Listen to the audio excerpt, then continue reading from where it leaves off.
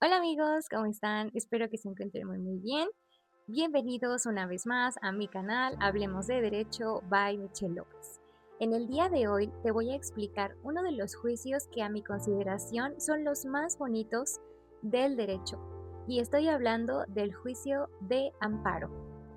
Quédate porque el día de hoy vamos a revisar rápidamente los antecedentes de este juicio, quién lo creó, por qué se creó, en qué año se creó, y también vamos a estar checando los tipos de amparo como lo son el directo y el indirecto. Asimismo, vamos a estar dialogando sobre los sujetos procesales o las personas que intervienen directamente en este juicio de amparo, los que pueden intervenir en el directo y los que intervienen en el indirecto. Pero bueno, sin más preámbulo, comencemos. Para empezar, vamos a definir al juicio de amparo. Les voy a dar una definición que es un tanto técnica, pero no se preocupen. Ahorita se las voy a explicar con pelos y señales, no tengan miedo. El juicio de amparo es un juicio constitucional autónomo dotado de reglas específicas en su procedimiento, del cual conocen los tribunales federales a instancia de parte agraviada, que con motivo de la emisión de un acto de una autoridad se violan derechos fundamentales y garantías constitucionales, solicitando la restitución, uso o goce de la garantía violada.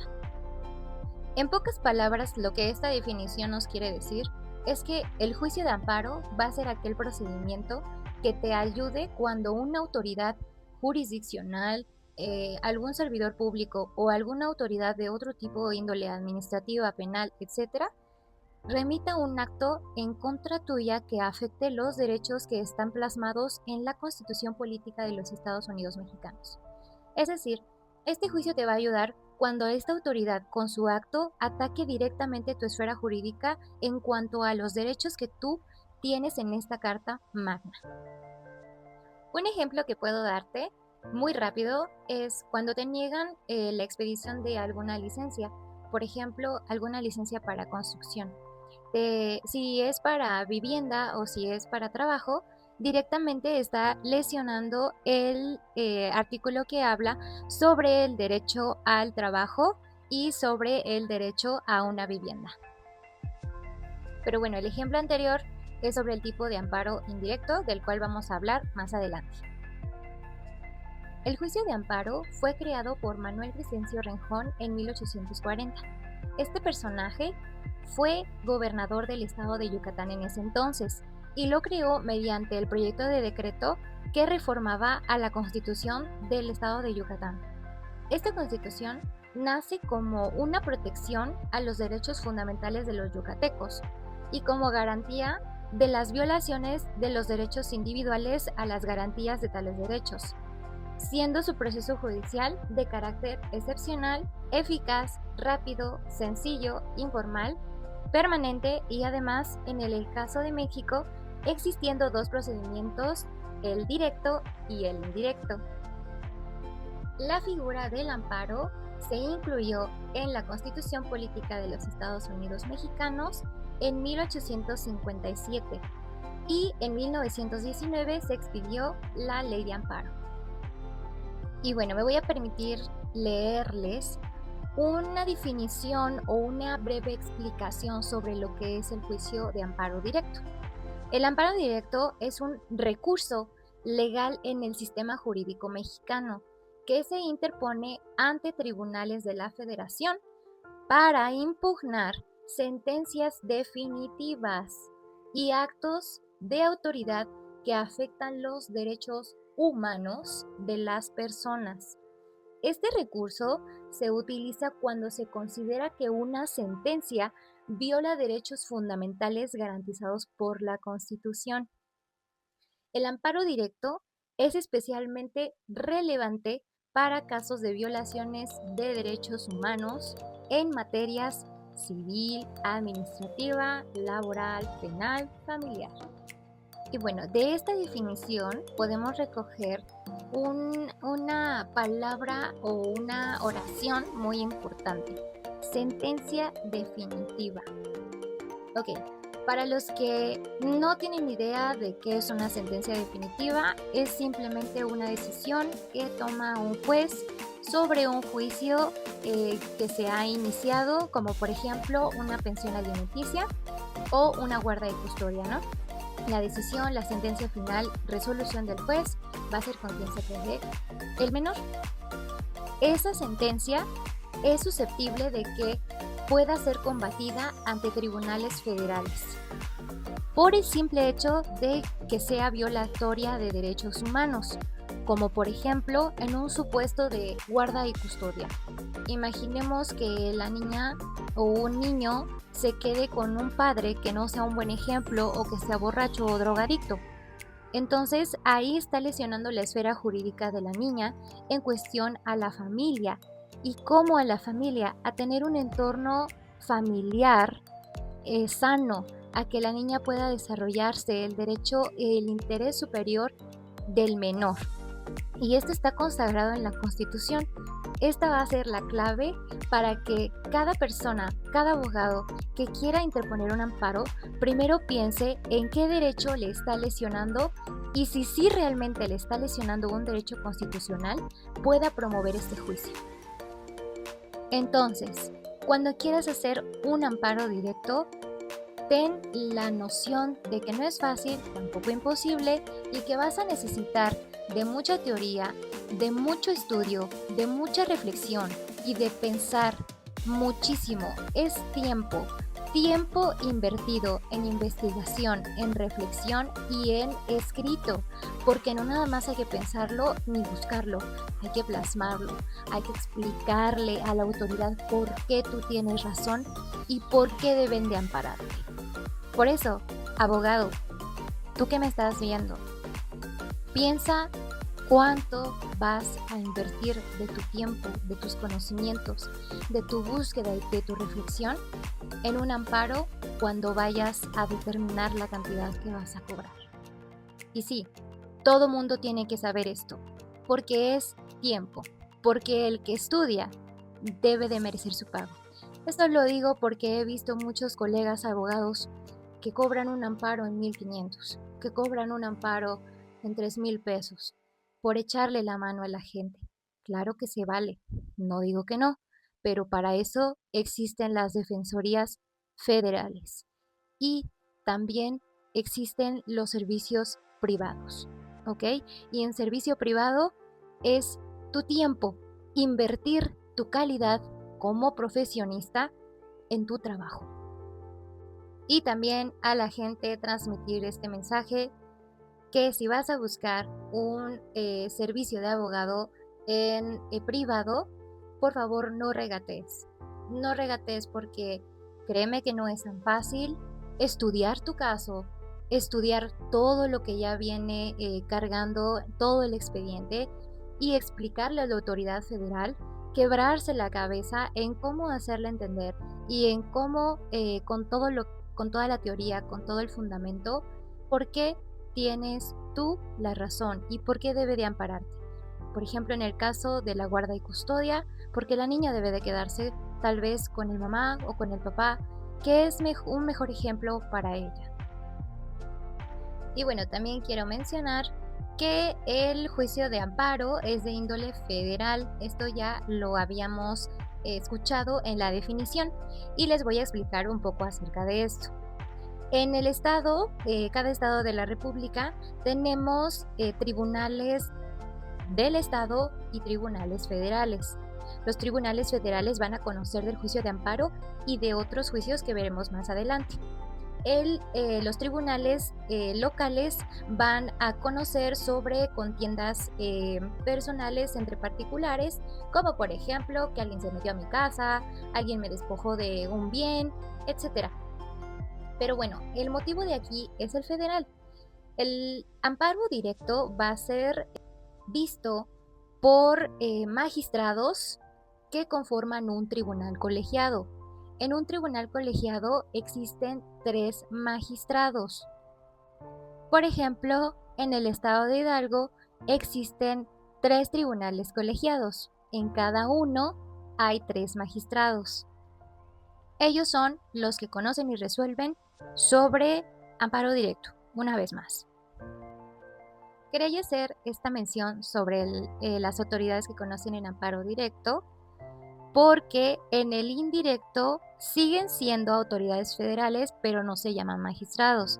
En el indirecto son jueces federales, los que van a conocer de los amparos indirectos. Y el amparo indirecto se relaciona más con el ejemplo que les di al principio del video sobre la licencia de construcción. Y la principal diferencia entre el amparo directo y el indirecto es que en el indirecto la autoridad de cualquier índole va a emitir un acto que lesione la esfera jurídica de una persona, pero estos actos no van a ser emitidos desde una sentencia, una resolución o una decisión definitiva de un juicio. Puede ser que no exista un juicio, como en el caso de la licencia de construcción, que no existe un juicio, pero que se la negaron sin razón aparente. Por ejemplo, se me ocurre que haya cumplido con todos los requisitos y que el municipio simplemente no se la quiera dar, ¿no? Otro ejemplo muy común también es cuando en un juicio, este sí es un ejemplo de un juicio, estás durante el proceso de embargo, por ejemplo, y te quieren embargar bienes que no son embargables, o que tienes un negocio y quieren embargarte los bienes de tu negocio. Esos bienes no son embargables. Entonces el actuario ya te dijo que te los va a embargar y tú inteligentemente pides un amparo a tu abogado para que le diga a la autoridad que no cometa ese tipo de acto. Ese también es la esencia del amparo indirecto. Y del juicio de amparo, restituir que antes de que la autoridad cometa o cuando cometió el acto, lo restituya como estaba antes. En este caso, que no el actuario, por ejemplo, no cometa ese o no lleve ese acto a cabo de llevarse tus bienes que te van a seguir ayudando para tu chamba, ¿no? Y la licencia de construcción, pues para un fin, ¿no? O sea que ya me la negó, pero restitúyemelo porque es mi derecho. Sí, me doy a entender. Y por ejemplo, ahí en el derecho al trabajo del juicio es el que estaría vulnerando junto con otros principios constitucionales y junto con otros artículos constitucionales. Pero eso ya lo veremos en un video más a fondo sobre la demanda de amparo, sus partes, etc. Y ya, para concluir este tema finalmente, vamos a hablar sobre los sujetos o las personas que intervienen en el juicio de amparo. En primera instancia tenemos a alguien que se va a llamar el quejoso. El quejoso que se va a quejar. Y en este caso, por ejemplo, en la licencia de construcción, imaginemos que don Juan quiere la licencia. Don Juan se va a quejar con los juzgados de distritos, con el juez de distrito, y le va a decir que no le quisieron dar su licencia. En este caso, él sería el quejoso. Ahora vamos a tener a otra figura que es la autoridad responsable. La autoridad responsable, como lo dice, es autoridad que emite el acto, va a ser contra ella. Esa autoridad que te está vulnerando tu derecho, ahí vas a ponerla. En este caso, don Juan va a poner ahí que es el municipio de Atitalaquia, por ejemplo. Que, no sé, el director o la persona encargada de ese despacho que otorgue las licencias. Y por último, vamos a tener a otra figura que se llama el tercero interesado. El tercero interesado se los voy a explicar un poquito más a fondo en algún otro video con otros tipos de ejemplos de amparo, más en el directo y también puede ser en el indirecto. Pero en el caso en concreto de la licencia de construcción, aquí sería pues la comunidad pública. ¿Por qué? Porque no hay nadie como que le interese el que le den la licencia de construcción, ¿no? Por ejemplo, en el juicio de embargo, la autoridad, el actuario es quien le está embargando, entonces esa persona sería la autoridad responsable. Pero el tercero interesado a la señora que le están embargando en ese juicio sería la persona a quien le debe el dinero y la que quiere los bienes para que le pague. Ese sería un ejemplo más detallado del tercer interesado. El tercer interesado nos dice la teoría que es a la persona que le interesa que subsista el acto reclamado. El acto reclamado es muy sencillo. Es simplemente lo que originó el amparo. Es decir, en la licencia de construcción, el acto reclamado sería el otorgamiento de la licencia de construcción que don Juan pidió en fecha 17 de julio del año en curso al municipio de Atitalante. Sería el otorgamiento, ¿no? Y por ejemplo, el acto reclamado en el juicio donde embargan sería se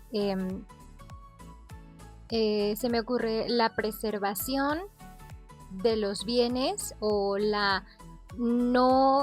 no embargo hacia los bienes de la señora Clara, por ejemplo, que sirven para el negocio que ella tiene de quesadillas, por ejemplo. Obviamente, esto se los explico así, con palabras coloquiales, pero en el escrito de demanda se utilizan palabras jurídicas. No vayan a creer que tal cual se pone así. Se utilizan términos jurídicos y técnicos para presentar la demanda y en la demanda. Y bueno, amigos, hasta aquí el video de hoy. Espero que les haya gustado. No olvides suscribirte, no olvides darle like y no olvides también dejarme algún comentario sobre algún tema que tú quieras que te hable de derecho. Tengo más temas por ahí, más videos planeados, pero si ustedes necesitan algún tema antes, por supuesto que lo puedo realizar y te lo explico con todo gusto. Espero que me haya dado a entender. Quiero desearte un excelente día y una excelente semana. Te mando muchos abrazos, besos y bendiciones. Que estés muy bien. Cuídate y nos vemos muy pronto. Bye.